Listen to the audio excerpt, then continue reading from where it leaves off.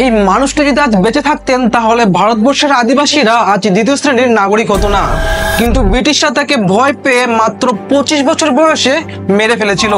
কিন্তু কেন? চলুন জানি আসল ইতিহাস।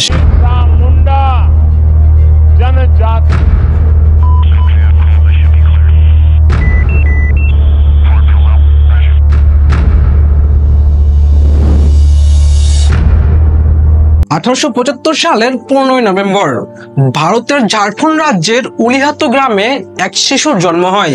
তার নাম রাখা হয় বিরসা, যার মানে হলো ব্যক্তিত্বপূর্ণ ব্যক্তি বা সাহসী নেতা। সে ছিল মুন্ডা আদিবাসীর অন্তর্ভুক্ত।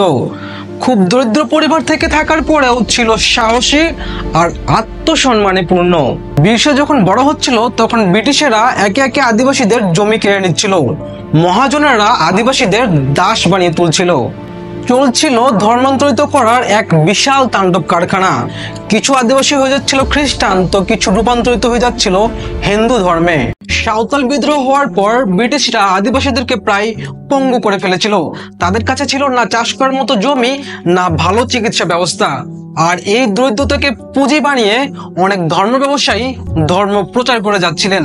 মাত্র 25 বছর বয়সে বিরসা মুন্ডা এইসব অনিয়মের বিরুদ্ধে প্রতিবাদ গড়ে তোলেন। তিনি ব্রিটিশদের বিরুদ্ধে যুদ্ধ ঘোষণা করেন। বিরসা ছিলেন একজন অত্যন্ত মেধাবী ও চতুর মানুষ। তিনি জানতেন ব্রিটিশদের বিরুদ্ধে যুদ্ধ করতে শুধু বল নয়, লাগবে কৌশল। তিনি নিজেকে ভগবানের অবতার হিসেবে ঘোষণা দেন এবং লোকেরা তাই বিশ্বাস করতে শুরু করেন। সবাই মানত বিরসা বাবার পুলিশের গুলিতে কিছু হয় না। আর এই বিশ্বাসকে কাজে লাগিয়ে বিরসা প্রায় নিজস্ব 6000 সেনাবাহিনী গড়ে তুলেছিলেন। 1899 সালের 24 ডিসেম্বর তারা ব্রিটিশদের গির্জাঘর, পুলিশ স্টেশন এবং প্রশাসনিক কার্যালয়ে গেরিলা হামলা চালায়। তারা প্রায় 12টি গির্জাঘর এবং 5টি পুলিশ স্টেশন ধ্বংস করে দেয়। এই ঘটনার পরে ব্রিটিশদের ভিত কেঁপে ওঠে। তারা বিরসাকে ধরতে বিশাল অভিযান চালায়।